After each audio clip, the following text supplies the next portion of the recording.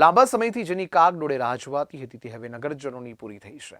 નડિયાદને નગરપાલિકામાંથી મહાનગરપાલિકાનો વિધાનસભા ગૃહમાં ઘોષણા થતા આ નિર્ણયને નગરજનોએ વધાવી લીધો છે।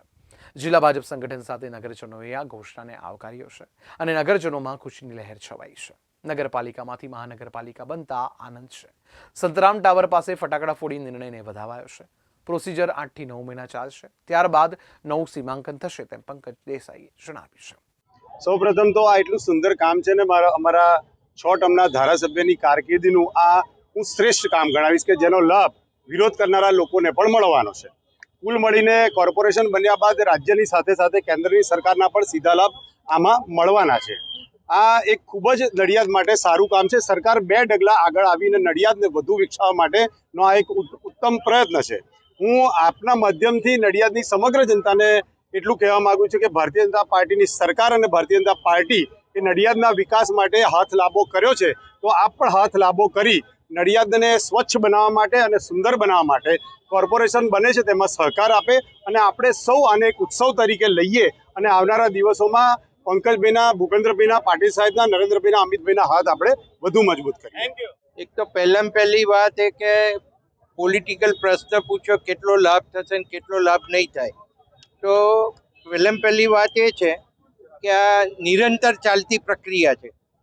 કોર્પોરેશન જાહેર કરવી એના માટેના નોર્મ્સ હોય છે અને નોર્મ્સની અંદર જે કન્સિડર થતું હોય તો આજે નહીં ને કાલે આ થવાનું જ હોય, એટલે પણ આ થયું છે તો અત્યારે આપણા માટે ખૂબ આનંદની વાત છે। બીજું હું ચોક્કસપણે એવું કહેવા માગું છું કે હું 6 ટર્મ ધારાસભ્ય રહ્યો। 1 થી 10 નગરપાલિકાની અંદર આ નગરપાલિકા હતી અને અહીંયા જે ગ્રાન્ટો અને નડિયાદનો જે વિકાસ છે અને નડિયાદમાં વિવિધ રીતના કરેલો વિકાસ એ આંખે દેખીને વળગે એવો છે।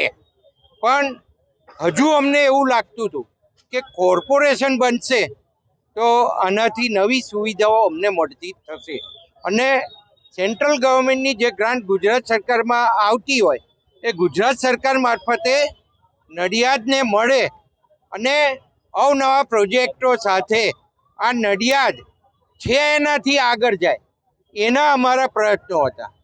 વિકાસમાં કોઈ કમી બાકી રહી નથી। આપણે એડવાન્સ છીએ।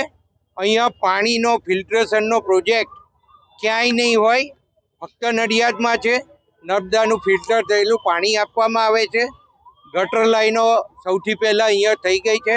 બાગ બગીચા પણ એટલો વિકાસ થયો છે। મને કહેતા એ પણ આનંદ થાય કે સ્પોર્ટ્સ સેન્ટર નડિયાદનું જે સરકારનું છે એના સિવાયનું નડિયાદનું પોતાનું સ્પોર્ટ્સ સેન્ટર આ બી જોવાલાયક છે અને લોકો વખાણે છે। અમારા રાજ્ય સરકારના મુખ્યમંત્રીશ્રીએ પણ આ બાબતે ઘણી વખત બધાને સાથે ચર્ચા પણ કરી છે, એટલે અમે અવનવી બાબતો નડિયાદ માટે લાવતા જ રહ્યા।